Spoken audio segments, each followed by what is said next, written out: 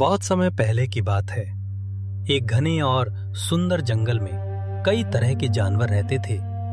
पेड़ों से छनकर आती धूप, चहचहाते पंछी और हर तरफ खुशियों का माहौल था। उसी जंगल में रहता था एक बहुत बड़ा और ताकतवर हाथी, जिसका नाम था मोटू। मोटू अपनी ताकत पर बहुत घमंड करता था। जब भी वो चलता, उसके कदमों से धरती हिलने लगती। छोटे जानवर उससे डरकर दूर भाग जाते और मोटू को ये देखकर बहुत मजा आता था। एक दिन मोटू जंगल के रास्ते से जा रहा था। तभी उसके सामने एक छोटा सा चूहा आ गया।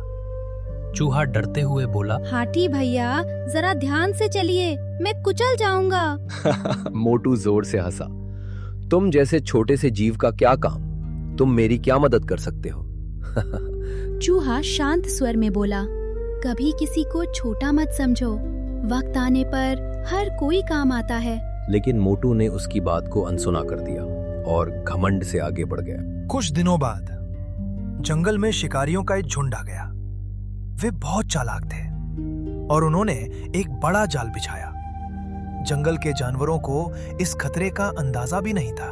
एक दिन मोटू उसी रास्ते से गुजर रहा था और अचानक धड़ाम, वो शिकारियों के जाल में फंस गया। मोटू ने पूरी ताकत लगा दी, लेकिन वो खुद को छुड़ा नहीं पाया। वो जोर जोर से चिल्लाने लगा, बचाओ, कोई मुझे बचाओ। जंगल के बाकी जानवर दूर खड़े थे, सब डरे हुए थे। कोई भी उसकी मदद नहीं कर पा रहा था। तभी वही छोटा चूहा वहां से गुजर रहा था। उसने मोटू की आवाज सुनी और तुरंत उसकी तरफ दौड़ा। चूहा बोला, डरिए मत, मैं आपकी मदद करूंगा। मोटू हैरान था। तुम मेरी मदद करोगे? लेकिन चूहा बिना समय गवाए अपने तेज दांतों से जाल को काटने लगा। धीरे धीरे एक एक रस्सी टूटने लगी और आखिरकार जाल पूरी तरह टूट गया। मोटू आजाद हो गया। उसकी आंखों में खुशी और पछतावा दोनों थे।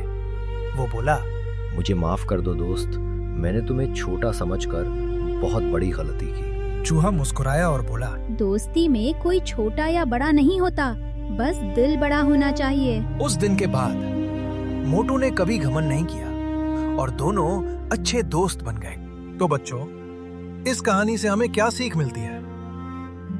कभी किसी को छोटा मत समझो। हर किसी की अपनी अहमियत होती है और सच्ची दोस्ती ही सबसे बड़ी ताकत होती है।